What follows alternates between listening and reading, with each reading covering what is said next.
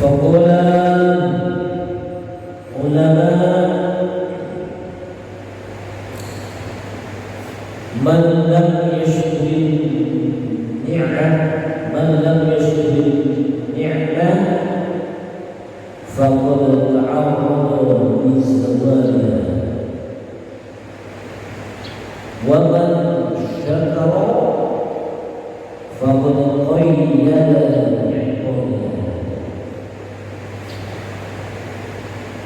Jemaah sekalian Allah Subhanahu wa taala, khusus jadi segenap pengurus Masjid Al-Quran, Dewan Pembina Masjid Al-Quran, Bapak Asuh, alhamdulillah menjalankan kita serta jajarannya, para penyelenggara ini, dan juga ketua wilayah kita, Pak Agar Mudah, beliau selalu Allah Ta'ala kesehatan, dan juga khusus para sakit, Ustaz Wandi, Ustaz Dermawan, sekarang jajaran juga Bapak sekalian, Allah Subhanahu wa Ta'ala di penghujung yakni bulan Ramadan kita telah masuk bulan Dzulhijjah. Di awal bulan Dzulhijjah ini memang ada amalan-amalan yang sebaiknya kita lakukan pada besar dan jalannya.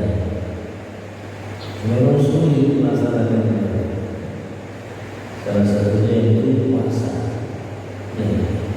Puasa itu yang dianjurkan di tanggal 1 Maret. Kita orang puasa, berpuasa.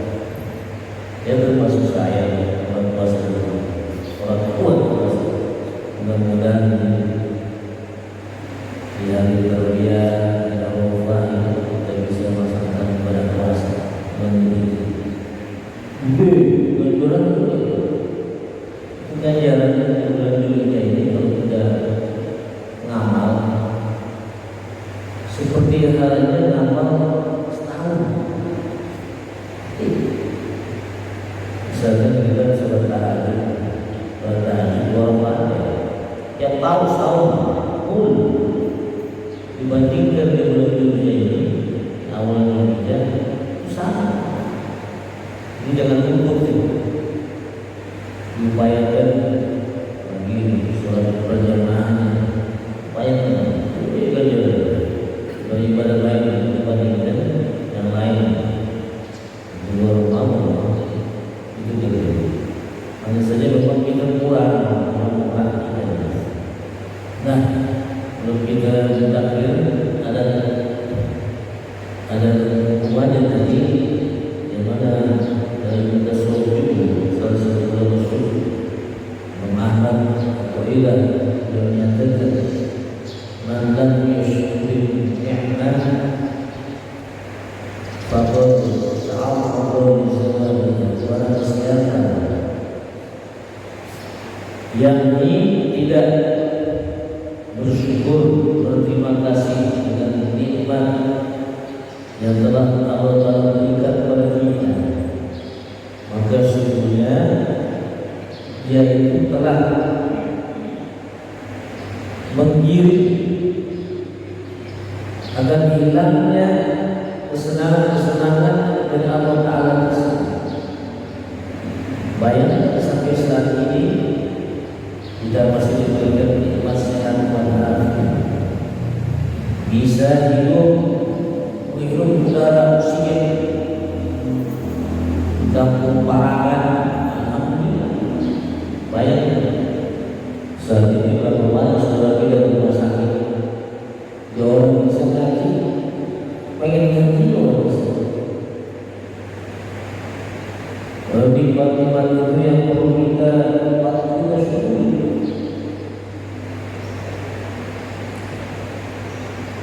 Walaupun ada satu nikmat yang besar yang mana Imam Al-Mu'tazilah menyatakan juga nikmat tadi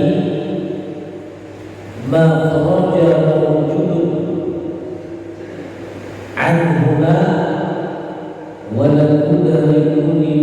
kullin minhuma ni'matul ijad wa ni'matul imdad. Dua nikmat yang mana diberikan kepada semua makhluk Allah Ta'ala yang bernyawa ataupun yang tidak bernyawa. Yang bernyawa diberikan yaitu nikmat di antaranya ketika kita diciptakan Allah Subhanahu wa Ta'ala. Pada nikmat tersebut kalau kita pikirkan sedalam-dalamnya, pikirkan luar biasa nikmat tersebut, nikmat hidup diciptakan kita. Itu orang minta dari orang parakat orang bisa kan? Pengen jadi orang menikah, orang bisa. Itu dibantu dia kebentaan diciptakan. Artinya kalau orang tua kita sudah cukup kita mestinya dia mengabdi pada Allah Subhanahu wa Ta'ala, menggiring pemikiran kita untuk mengabdi pada Allah Subhanahu wa Ta'ala supaya beragama ini benar. Tidak lain untuk mengaji. Tambah lagi makna lain, sehat walafiat, nikmat yang banyak. Nikmatul imdad dalam rangka bersyukur tersebut salah satunya saat ini kita dulu memikirkan berkorban. Sebentar lagi kita akan masuk hari raya Id.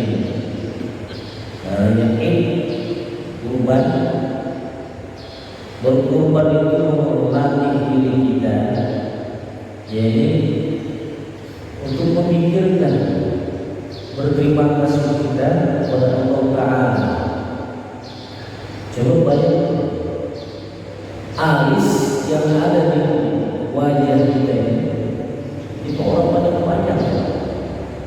Alis orang pada panjang. Pernah lihat orang alis kuku kita cukur, tubuh kita cukur, pernah bayangkan? Tapi rambut dia panjang kita cukur, dicukur panjang lagi, dicukur panjang umur lagi. Dan begitu juga rupanya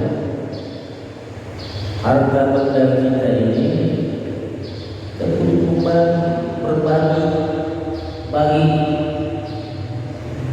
supaya dia datang berubah terus. Jangan berkurang. Di antaranya berkorban. Coba kita perhatikan ini. Hewan kambing sama hewan kambing sama hewan anjing. Kalau anjing peranan 3, 5, 7. Dan kalau kambing paling keluar 1, 2, ya. Ada orang yang 7 sekali peranan. Mana yang ada yang biasa ngomong kambing ada orang punya orang orang kan tapi itu hewan tidak pernah berkurang walaupun dia tahu dipotong disembelih seolah-olah si kambing ngomong sama kita, wahai manusia kita ini walaupun disembelih tetap banyak terus ada melimpah hewan-hewan tersebut. Nah, disitulah kita bersyukur ketika kita berbagi, berkorban, maka tidak akan mungkin apa yang kita keluarkan itu berkurang. La in syakartum la azidannakum. Apabila engkau bersyukur, berterima kasih, bukan cuma alhamdulillah itu kan tikor di lisan, ya.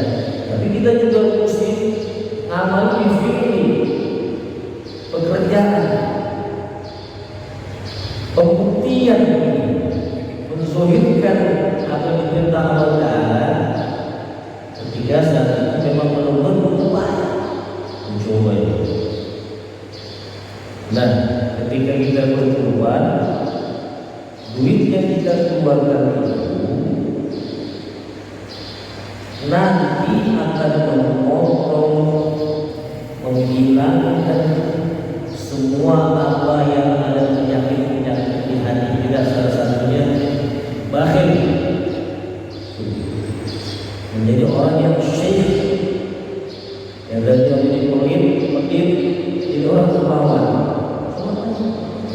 Ya, jangan khawatir.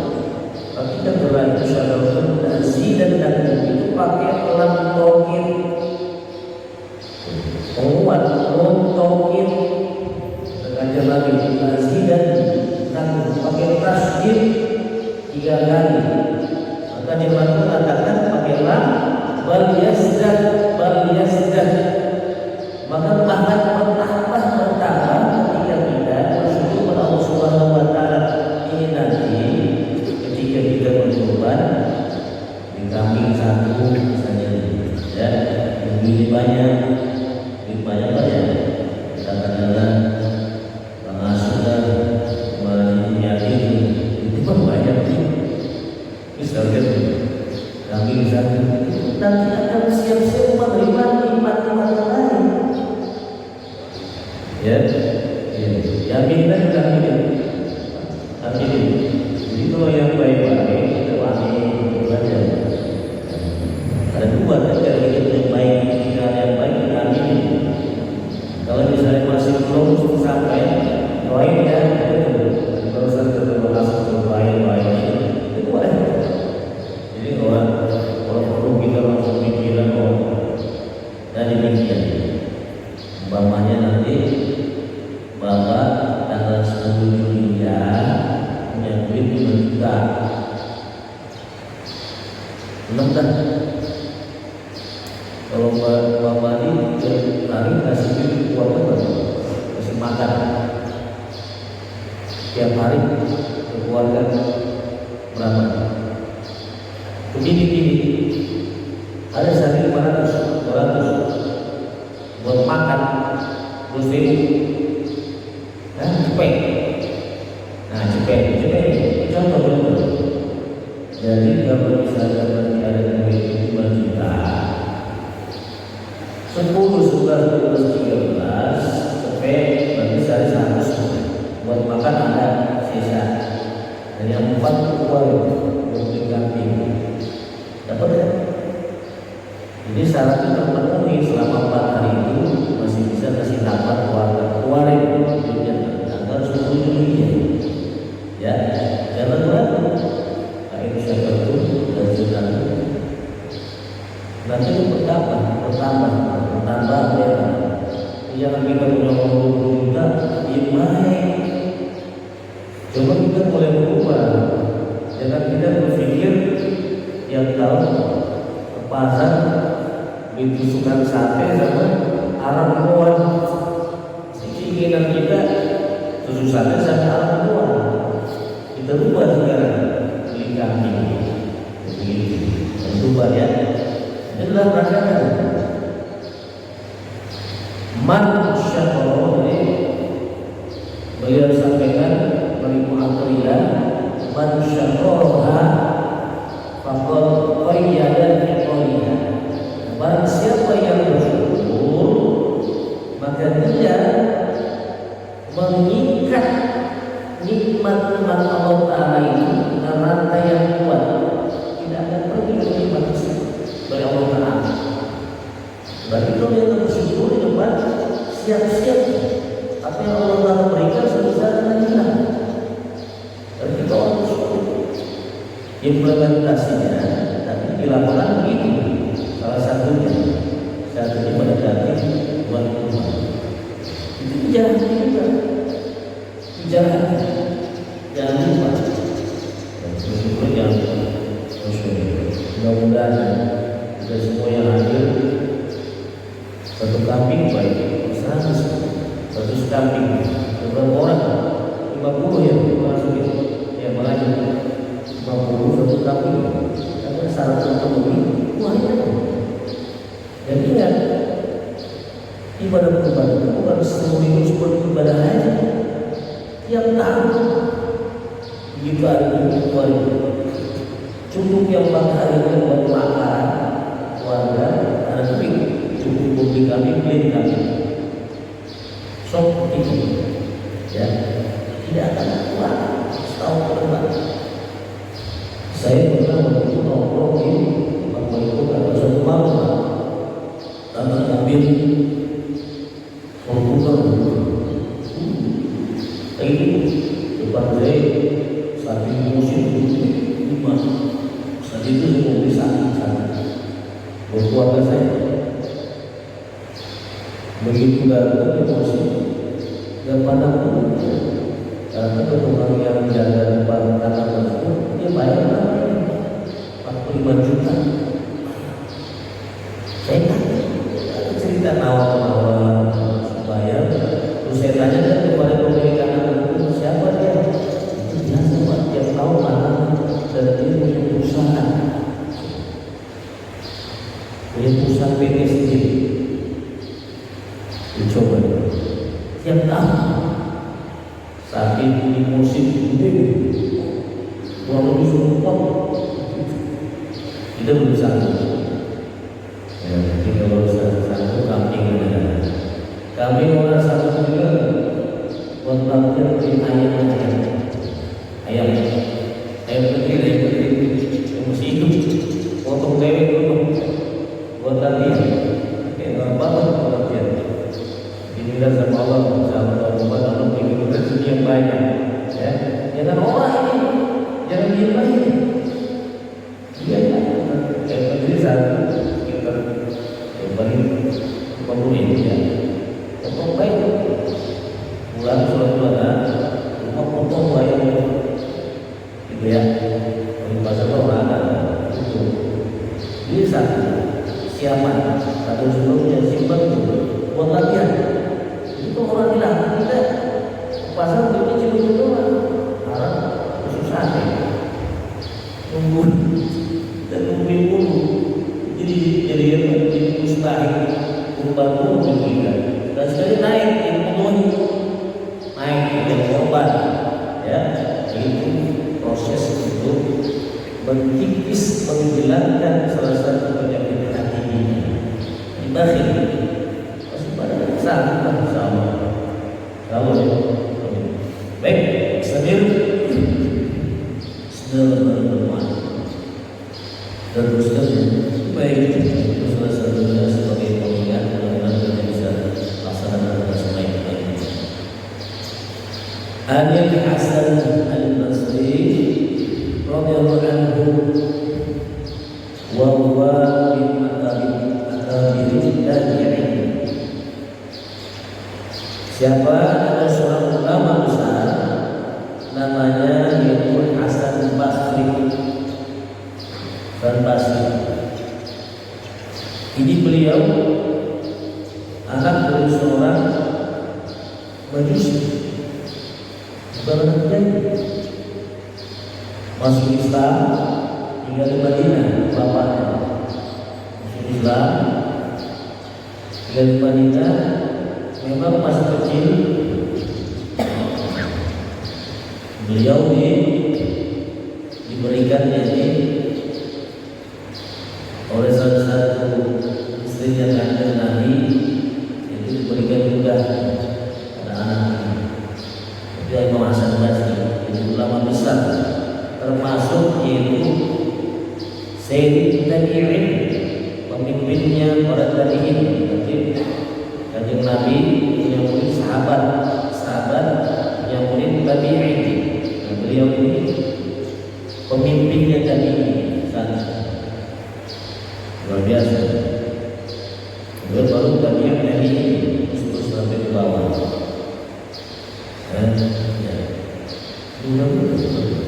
Man la adaba lahu la ilma lahu wa man la sabara lahu la dina lahu wa man man law adahu la zulfana. Barang siapa yakni yang dia tidak punya akhlak, akhlaknya bagaimana adab gitu ya,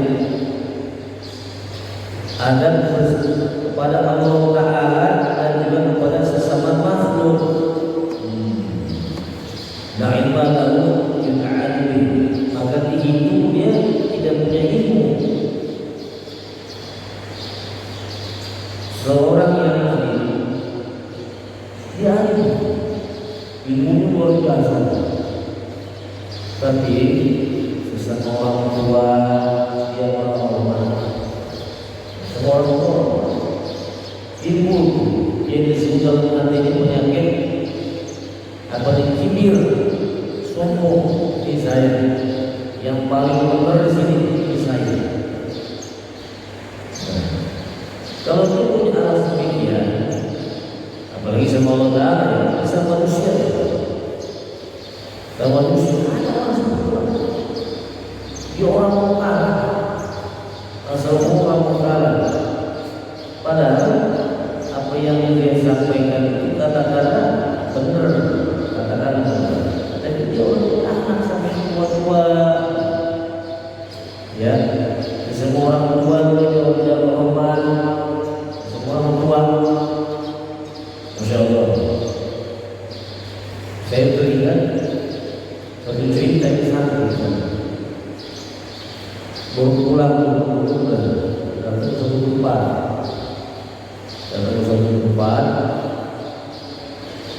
dianggap sama kiai saat ini dia merasa bisa. Pulang satu tempat, datang ke tempat kampung dia. Menurut dia itu imamnya orang beres, imamnya. Jadi orang mau sholat di masjid. Nih, mesti kita pikirkan ya. Coba beliau-beliau yang saya katakan yang alim, menurut dia orang mau masjid, dia baik imam. Menurut bapak-bapak saya atau korek ya, bersudah ini. Akhirnya karena dia nggak pernah bersih, jadi berbicara sama orang. Dia ngomong imamnya begini, dipengen di mana depan, dipanggil sama gurunya. Kiai ini suruh ngaji lagi. Jadi jangan bilang begitu. Ada akhlak. Ketika nanti datang ke rumah, saya teringat guru saya juga. Saya di belakang, yang masih di kolong. Udah seorang ahli kirokan, ilmu juga kuat. Jadi ada satu di situ seorang ustaz di kampung. Saya benar sendiri. Soal jalan kita kan masih belajar. Kalau ikut bacaannya, beres. Tapi beliau tidak mau ke depan. Coba ini mau pesantren, ini belum ke masyarakat. Pesantren dan punya dia punya alim, orang seperti itu ahli pak. Jadi mohon maaf, kita rasa alim ini ada masjid. Wah, ada contoh. Itu orang mau pak sholat di masjid di situ jangan pindah. Belum alim semua. Ya, coba itu dipanggil sama gurunya suruh ngaji lagi.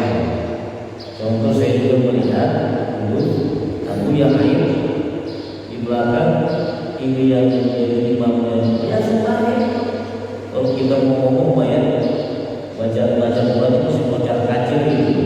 Tapi ini jadi makmum sama si imam tersebut. Ini yang Imam Ghazali mengatakan beliau punya akhlak. Kalau orang punya akhlak, direktur tidak punya ilmu. Kira-kira ada di sini yang ini? Mana orang kan? Ada orang yang besar. Orang di sini.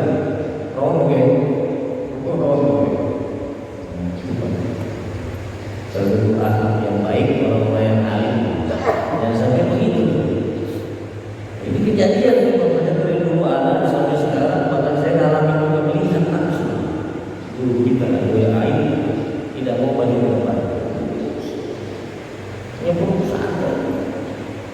dari gangguan waktu itu santri coba. Nah, itu termasuk menghalang itu. Jadi kalau memang ngaji, kalau fikih ngaji memang agak keras. Makanya belum masuk aja dengan ilmu usul. Supaya kita jangan kaku dengan begini. Itu baik. Setuju nggak? Setuju nggak Ustaz? Setuju nggak? Setuju ya? Supaya berkumpul semua dulu para Ustaz. Yang merasa Ustaz terima. Itu saya contoh guru saya begitu di masyarakat. Tidak pernah kita kalau ada waktu di musim baik, kalau begini batu di rumah aja juga. Kira-kira guru kita di kaum begini, mohon maaf ya. Boleh saya pernah lihat di belakangnya, sudah maju di sini kaget juga. Tapi saya nggak sebutkan orangnya ya. Tua, sudah depan imam, boleh di belakang. Ya Allah. Saya nggak mau nanya, karena sudah tahu kita ya. Begitu. Baik, nah inilah. Jadi barang siapa yang dia tidak punya akhlak sama Allah Taala, pada Allah Taala, pada sama makhluk lain, katakan tidak punya ilmu, tidak ada ilmu, punya alim. Ya Allah. Balas subhanahu dan tidak ada. Barang siapa yang ini dia tidak sabar,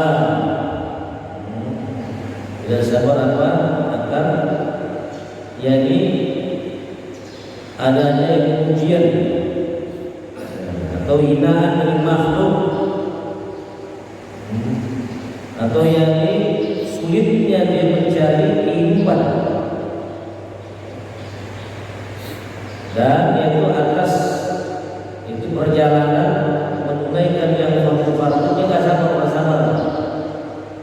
Jadi orang, misalnya kita orang sabar nih, katakanlah jelek-jelekin tetangga, kita orang sabar, atau terima ujian dari Allah Taala, kita orang sabar, gara-gara hidup sama jamaah masjid, hina kita apa sih? Kita orang masjid lagi itu orang sabar. Jangan begitu kan? Berarti orang sabar. Kemudian termasuk juga jadi sulit yang mencari nafkah, sulit masyarakat itu memang tidak ada semua orang bisa ini ya. Emang sulitnya kita menghindari hal-hal yang bermaksiat yang dilarang Allah Ta'ala, dan juga sulitnya kita melaksanakan hal yang diwajibkan Allah Ta'ala. Kalau kita orang sadar dan tidak akan termasuk orang-orang yang tidak ada agama itu. Artinya kita perlu sabar dengan semua balaya, semua ujian dari Allah Ta'ala, perlu sabar. Dihina orang, dihina tetangga, dihina saudara, dihina teman, itu perlu sabar. Kalau potong ini, kalau potong jadi ini baik, yang kita doa. Kalau orang kumpulan kita menjawab, ini baik, itu baik. Dia harus Allah ya Allah. Sambil kita introspeksi, jangan kita nilai orang ya. Introspeksi diri di mana Tuhan saya. Ya, begitu banyak. Introspeksi, ternyata kita tak mau itu Pak. Kita orang sini. Kenapa dia sendiri ngomong? Perasaan orang kita orang lain itu. Nanti sabar, bagi kita ternyata. Masya Allah. Itu susahnya, susah ya, bisa gitu, ya. Padi rapat, dihina juga, padi ajar itu, elemen misalnya, ada elemen misalnya. Jadi jangan sampai kita mengkerat tuh ya. Mohon maaf ya, di tempat saya yang ada itu garing bagus. Mohon maaf ya. Tapi istiqomah mesti itu kita pilih. Mesti datang belajar. Bukan semua datang sekali, kami 40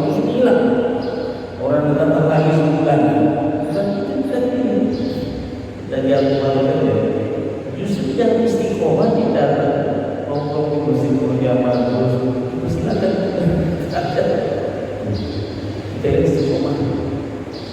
Rutin dia didapatkan terus bersyukur. Jadi memandang, kita tidak memandang bagus.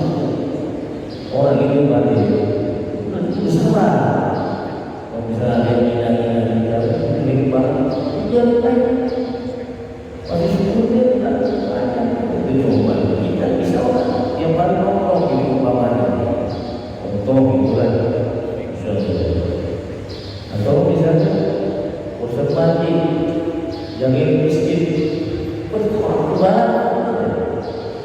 tua dicari-cari di sini juga tanya sama subuh sholat tidur bentar tidur balik lagi siap-siap habis zuhur tidur sebentar balik lagi asal orang bisa kemana-mana balik bisa keluar bisa betul nggak tak ya betul nggak sahabat bisa pun bisa keluar karena punya kewajiban.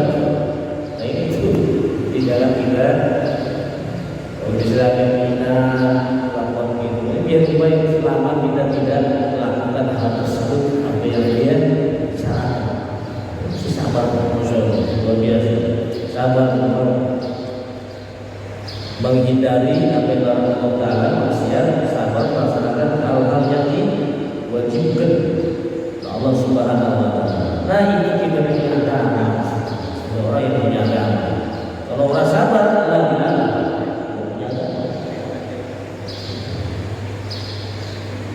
Man la wara'a lahu.